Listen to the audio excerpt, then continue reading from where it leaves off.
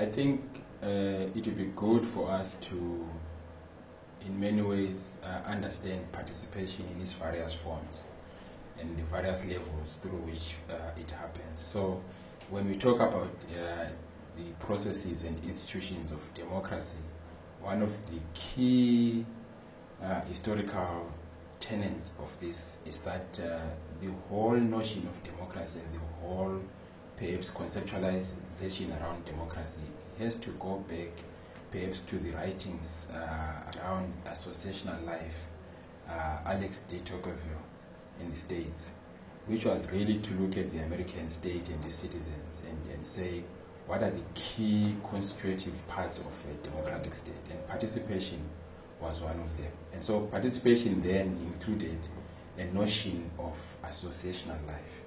And that means that citizens decide at various moments of their lives to actually set up forms of inclusion.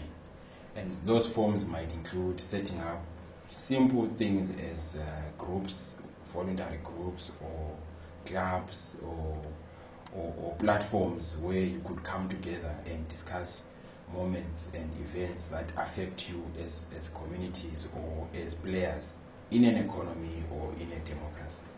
And that takes me also to another concept, which is to deal with the public sphere. That in the understanding of the public sphere, whether we're talking about Hegel or others who have actually engaged with the question of the public sphere, is that in the public sphere, that's where citizens actually govern the state.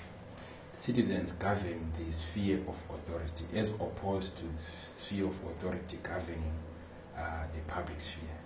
What do you have today, and these are the pitfalls of our democratic journey, is that you have the sphere of public authority, which is the state and its various formations, now governing the public sphere. And the public sphere, under normal circumstances and in the initial conceptualization of a participation mode, which that should be the space where various components let me say citizens come together and decide on matters that affect them in the economy, in the private sector, on their day-to-day basis. So the point I'm making is that at the core of participation are notions of an enabling public sphere where citizens decide consciously to actually come together and decide and make various and key decisions around what matters around their lives without necessarily worrying about regulation or worrying about a state body coming to regulate them. In fact, the outcomes of those deliberations within the public sphere lead into the kind of a state or the kind of authority that they want. So regulation comes after the deliberations have happened. But the point I was also making is that in the initial conceptions of democracy, you really had to put a lot of emphasis around questions of association. And association also brings into it questions of freedom of assembly, freedom of speech, freedom of... So all the various freedoms that are currently enshrined in the political framework on human rights have to be taken into consideration when one talks about participation.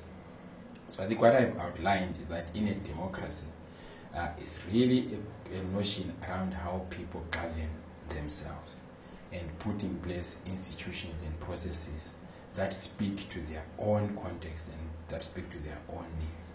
And so when some people were doing some constitutional outreach in one of the countries that I was involved in, trying to explain what a constitution is, one of the key questions that an old man asked was, you people, you want us to, vote for this constitution.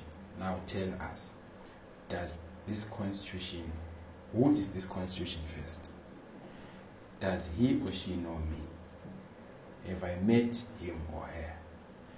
And so forth and so on. Basically, the question was that if you are designing an instrument that is going to guide the democratic values and the democratic processes, including the notion of participation, then that instrument has to be contextually relevant to the people that you are talking to or the people that are going to sign onto it. And so participation, therefore, has to have at the core notions of inclusion. notions of ownership and notions of self-governance. And therefore, we could talk then later on about the various institutions that can be put in place in terms of how various segments of society participate, especially for your case, the youth. But I think the starting point really is to make the point that participation, to be real, it's got to be really driven by the very same segments of society that want to participate. They've got to create their own platforms and their own space and their own rules of participation, so that you can then be clear that they own the process of participation. They created the institutions that they want to participate, or the mechanism through which they want to participate in. And the final thing around how the regulatory and administrative arrangements happen are driven and determined by the actual need and the actual people who want to participate. I don't know if I'm making the point. No, that's fine. That's excellent stuff. Thanks. Yeah. Thanks. And tell me when you've mentioned a whole range of pillars of participation in the democratic setup. What are the challenges around youth participation in democracy on the continent? Right. So maybe we try and locate the youth within the broader democratization agenda, especially in Africa. If we went way back to the struggle against colonialism and the need for independence, one of the major players in that struggle, although not clearly celebrated, are the youth. In most countries where there was an armed struggle, the political elite had to make a serious attempt to actually include the youth, but mainly for participation in the armed struggle. But also at community levels, some of the motivational aspects and some of the roles that needed running around and so forth and so on, it actually included the youth. So the youth were the foot soldiers of the struggle, so to speak. They might not have played meaningful and perhaps even participatory roles in the decisions that happened, but the point that we are making is that the struggle for independence would not have happened if the youth were not included. Both genders, female and male, that's a point that I think has not been celebrated all along. So we have to realize that the youth then, from that moment onwards, there's a particular trend in terms of inclusion and participation of the youth in the democratization agenda.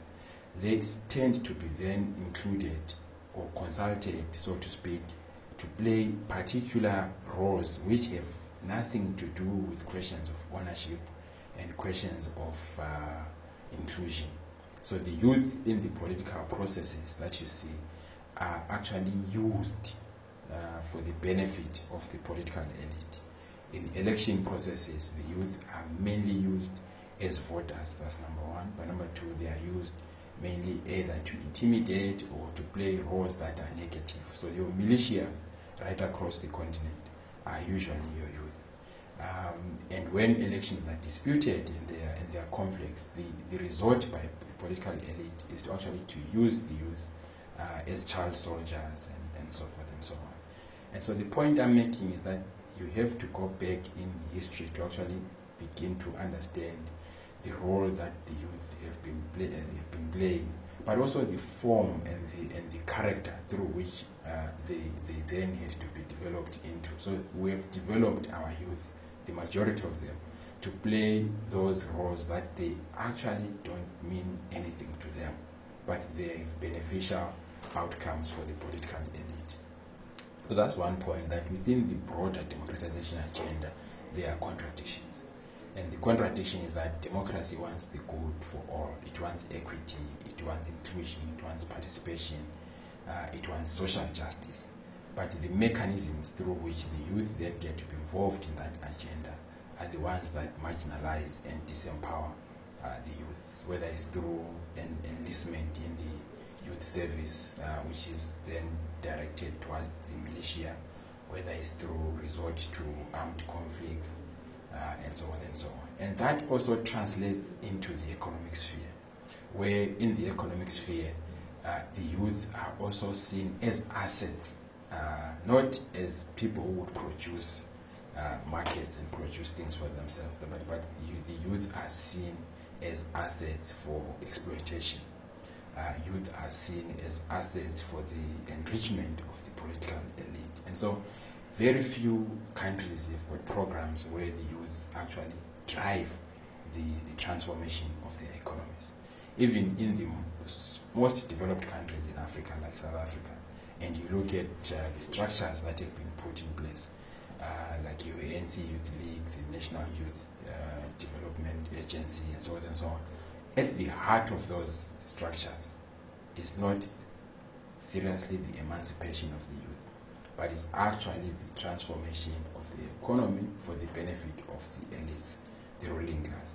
And so I think we have a challenge where both, if you look at the economic sphere and you look at the political sphere, the youth have never really been given